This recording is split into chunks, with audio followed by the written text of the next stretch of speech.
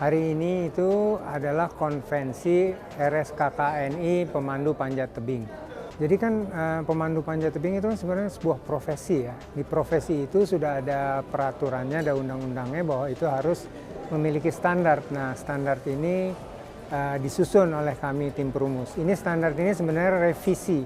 Jadi perubahan dari SKKNI 194 tahun 2011. Waktu itu ada 20 unit kompetensi, sekarang 50 unit kompetensi. Di antaranya kompetensi selain manjat, tentu ada kompetensi untuk kepemanduan, hospitality, dan juga untuk pengembangan kepemanduannya.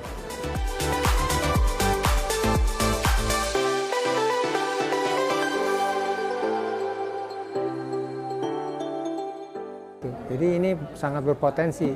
Potensinya apa? Pemanjatnya kita ada, juara dunia ada.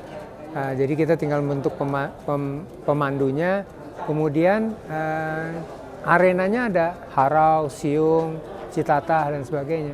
Bisa kita kembangin. Maros. Apa harapan untuk wisata panjat tebing? Ya terus berkembang lah supaya teman-teman bisa menjadikan pemandu panjat tebing itu sebagai salah satu profesi pilihan mereka.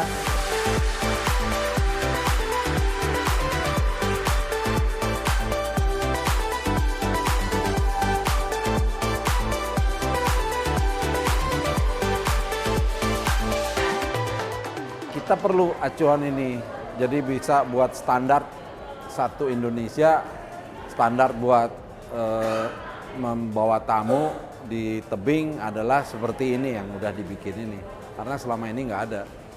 Oke. Tanggapannya bagus karena akan terjadi standarisasi keilmuan yang ada di Indonesia ini. Maka orang memandu di tebing akan menjadi lebih safety, itu aja. Saya sangat senang lah gitu ya, karena dengan dibuatnya rancangan SKKNI ini harapannya pasti akan bisa membuat industri pariwisata khususnya panjat tebing di Indonesia semakin meningkat, karena nanti akan ada level-level untuk pemandunya, kemudian juga ada acuan bagi pemandu untuk melakukan teknik pemanduan.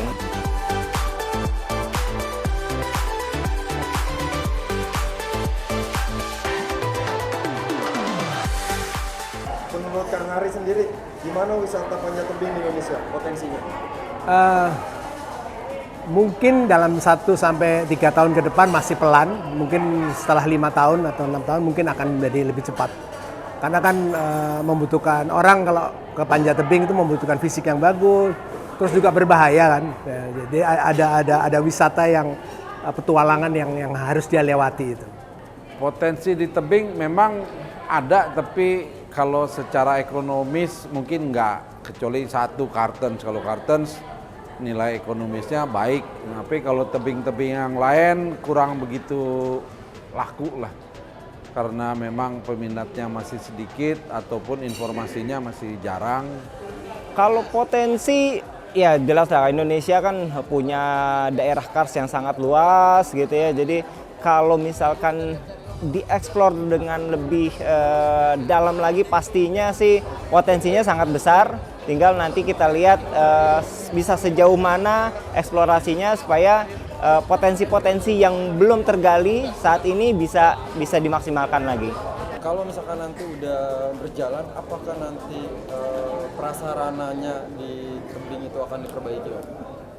Ini kan aturan ya, aturan itu memang harus dijalankan, dan aturan itu nggak bisa berdiri sendiri. Ya kayak aturan lalu lintas mesti ada polisi, mesti ada rambu-rambu. Harapan kita emang itu dikembangin.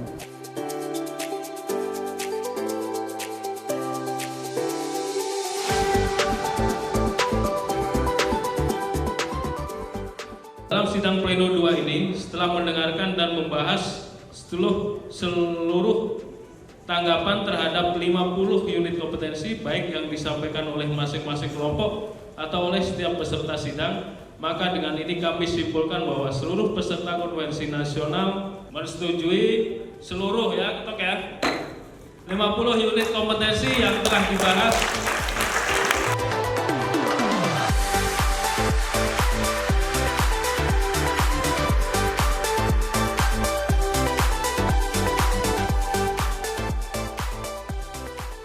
Ya mudah-mudahan dengan adanya standarisasi ini akan lebih minimal buat wisatawan lokal akan jadi lebih bermunculan atau berminat karena melihat oh udah ada standarnya. Saya punya mimpi pemandu-pemandunya itu adalah orang-orang lokal yang ada di tebing, yang orang-orang desa itu dilatih hingga dia jadi pemandu yang baik.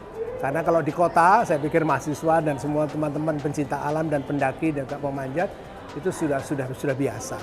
Dan mereka bisa cari kerjaan macam-macam. Tetapi untuk yang orang-orang lokal, saya pikir itu yang harus dipintarkan agar mereka punya kerjaan dan kampungnya, desanya akan menjadi hidup. Saya punya mimpi itu. Badannya miring ke kiri. Ke kanan, naik kanan. Ke belakang. Ke depan. Tepuk kanan buat kiri. Recline manja terus. Recline manja terus.